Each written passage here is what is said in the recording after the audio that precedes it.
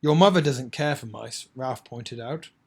Not running around loose, agreed Keith, but she let me keep a couple of white mice once. I still have their cage at home. You would be very comfortable in it. Comfortable in a cage?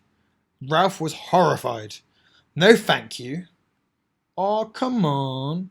Would you like to be shut up in a cage? Demanded Ralph. Well, no, but neither would I, said Ralph, especially now that I can finally go to the ground floor.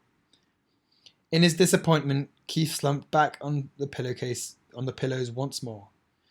I guess I knew you really wouldn't want to come, he said. I understand.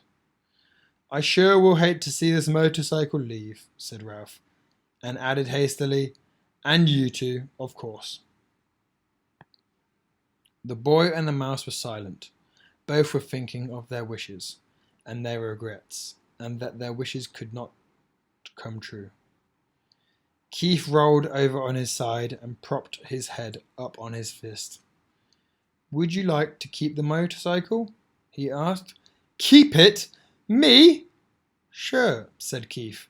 I can save up my allowance and buy another one when we get back to Ohio. You really mean it? Ralph could scarcely contain his excitement. Keep it for my very own? Of course. How come? Ralph wanted to know. I just like to think of you riding it, said Keith.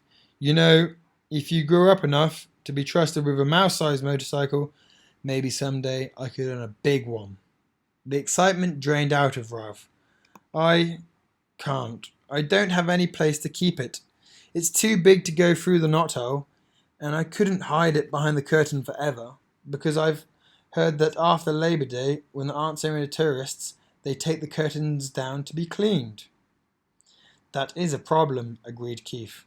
There must be some place, in a big hotel like this, where you could keep a motorcycle. Ralph sat on the motorcycle, thinking as hard as he could. In the closet? He couldn't get it out when the door was closed. Under the bed? Eventually it would be found. How about downstairs? Suggested Keith. I could carry it down for you before we leave. There must be a good hiding place down there someplace. There's that big old clock my ancestor ran up, said Ralph thoughtfully. Nobody ever cleans under it, but frankly I don't care to have it striking over my head. Keith thought a while. How about that big television set in the lobby? He asked. The noise shouldn't bother you because you would only go under it at night when everyone was asleep. Yes! Ralph was excited. That's a perfect garage. I saw it when I got the aspirin. The legs are just high enough for the motorcycle, but not quite high enough for a vacuum cleaner attachment. Then it's settled, said Keith, and then added rather sternly, Ralph thought, but first you must ask your mother. Ralph dismounted and ran to the knothole. He was gone several minutes before he returned to announce in triumph, She says I can keep the motorcycle if I promise to drive carefully and wear my crash helmet every single time I ride it. Swell! Keith was just excited as Ralph. When we check out, I'll hide it for you while my folks are busy paying the bill. I can't thank you enough. Ralph fastened his crash helmet once more. I never thought I would have a motorcycle of my very own.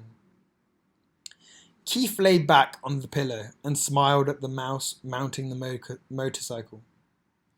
It will be fun thinking of you riding around that big old lobby when I'm back in Ohio this winter going to school. And when the teacher asks us to write a composition about our summer vacation, I can write about meeting a brave mouse named Ralph who rode a little motorcycle. I'll tell about your bringing the aspirin, except I'll have to call it a pill, because I can't spell aspirin. Of course, the teacher won't believe it, but she'll probably say I show imagination. Ralph felt proud to think he was going to be written about in a composition in far-off Ohio. Boom, boom, boom! He grabbed his tail, gunned the motor, and took off, heading for the threadbare part of the carpet that made such a good speedway. Round and round he sped, faster and faster, until his whiskers blew back, and he was filled with the joy of speed.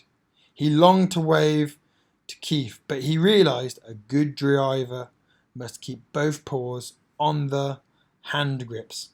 He glanced up and noticed that Keith's eyes were closed. The boy had fallen asleep with a smile on his face. Ralph dragged his heels to brake the motorcycle. Quietly he parked it beside the bed, and quietly he removed his crash helmet and hid it behind the curtain. He did not want to disturb the sleeping boy. Ralph could wait to ride the motorcycle. It was his to keep.